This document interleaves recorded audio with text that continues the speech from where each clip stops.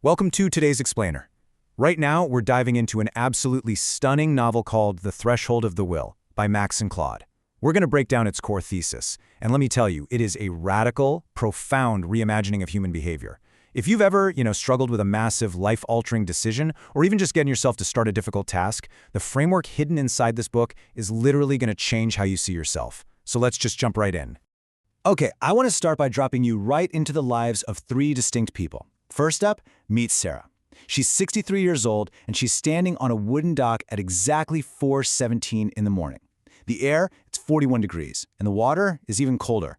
And that number, 17, that is exactly how many years it's been since a profound trauma caused her to completely stop swimming. She literally hasn't set foot in the water in 17 years. Next, we have Maya. She's a 40-year-old artist sitting on the cold floor of her unheated studio in Portland. She is just staring at this 4x5-foot canvas, and that canvas has been entirely, almost mockingly blank for exactly 217 days. Yeah, 217 days of just avoiding her craft, completely paralyzed by the fear that she just isn't good enough. Finally, let's ground ourselves with David. He's a 56-year-old pharmacist, it's 4:47 a.m., and he's walking through these damp streets toward the Selwood Bridge. He knows exactly how long that bridge is, 1,732 feet, and his intention as he approaches that pedestrian walkway is to walk to the middle and not reach the other side.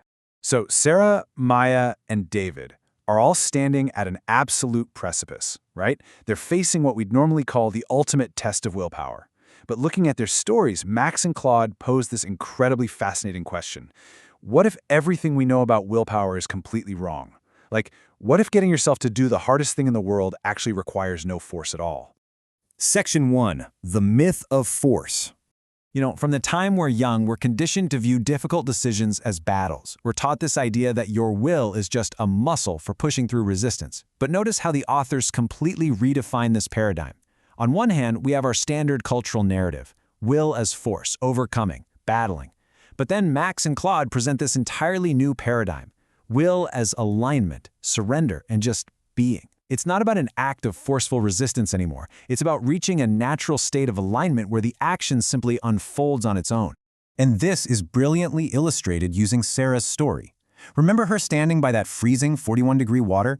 The authors write that therapeutic language would want to make this a breakthrough or a facing of fears. But the thing is, Sarah isn't confronting her past. She left her phone and honestly all that therapeutic language back in the cabin. She's not performing some big ritual of closure. She is simply noticing. She's noticing her breath, the cold, the water vibrating at a frequency she can almost hear. Crossing a threshold, it turns out, is absolutely not about conquering fear.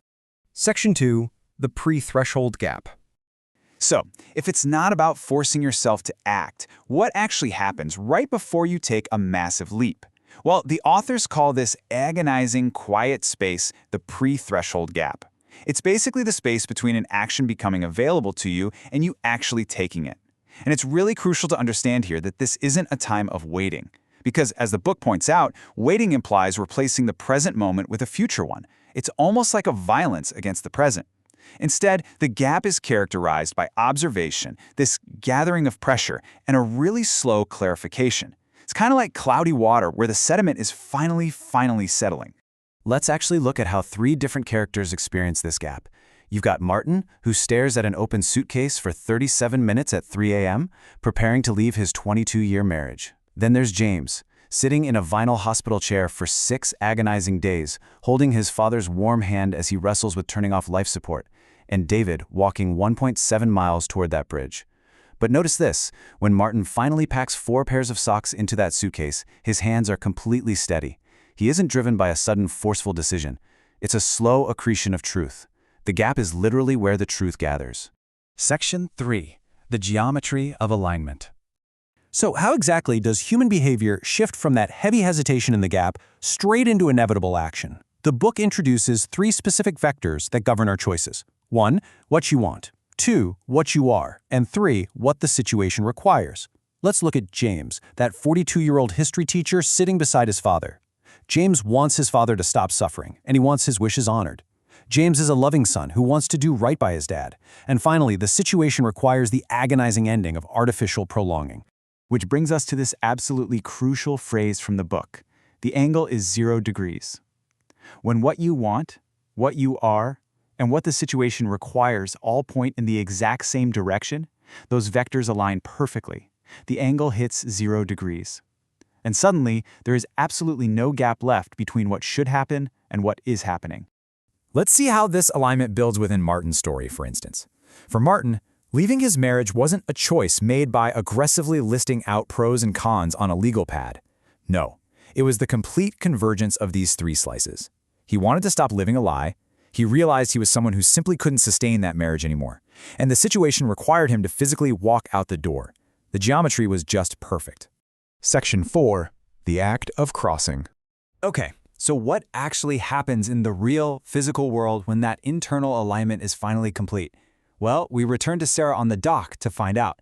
Just look at this beautiful quote. There is no point at which she could point and say, "There, that is when I chose." I mean, wow. After 17 years of trauma, Sarah doesn't have to hype herself up. Her knees simply bend. She unfolds into the air. The choosing and the acting become the exact same event. And we see this universality across all the characters. The threshold crossing happens without a traditional act of force for everyone. Sarah dives into the freezing lake. Martin carries his suitcase out to his car completely barefoot, like he didn't even realize he forgot his shoes. James tells the doctor yes and finally lets go of his father's hand. Maya, the artist, drags a messy blue stroke of paint across her blank canvas. And David stops 20 feet from the bridge. He's doubled over on the sidewalk sobbing, realizing his grief is actually proof of how much he still values life. There's no force here, just an inevitable unfolding of action. This idea also brilliantly illustrates the sheer scale of alignment through a character named Elena. She's a software engineer testifying before Congress about workplace assault. Just look at her timeline. The event happened at 9:17 p.m. Then came 6 long years of avoidance, of making herself small just to survive.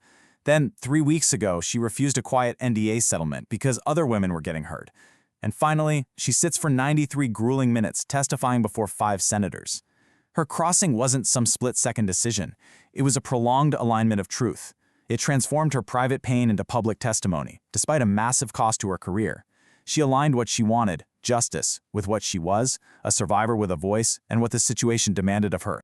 Section 5. Redefining the will. So, what should we actually take away from all of this to apply to our own lives? Well, we need to entirely cross out our old definition. Willpower is not a forceful decision. It is a recognition. It's the quiet, undeniable convergence of want, being, and requirement. It's when doing the absolute hardest thing becomes the only true thing left to do. Notice the relationship we're looking at here. When alignment is high, the need for sheer force, and the presence of internal resistance, they naturally just drop to 0. We see this beautifully illustrated by Maya, our artist. After reading a text from a friend at 2:47 a.m., she realizes her fear of making bad art is really just protecting an ego she doesn't even need. She walks to her canvas, she mixes cadmium red and ultramarine blue. The resistance totally vanishes. She doesn't have to force herself to paint. She simply allows herself to be a painter.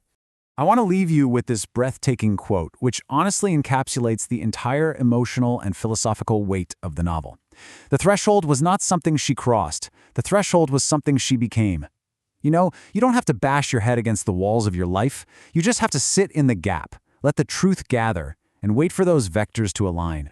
So as we wrap up this explainer, I really want to challenge you to look at the difficult decisions in your own life through this new lens. Ask yourself this: are you trying to force your way across your threshold, or are you waiting to become it? Stop fighting yourself, find your alignment, and the action will naturally follow. Thank you so much for joining me to explore this incredible material. Keep learning, keep aligning, and I will see you next time.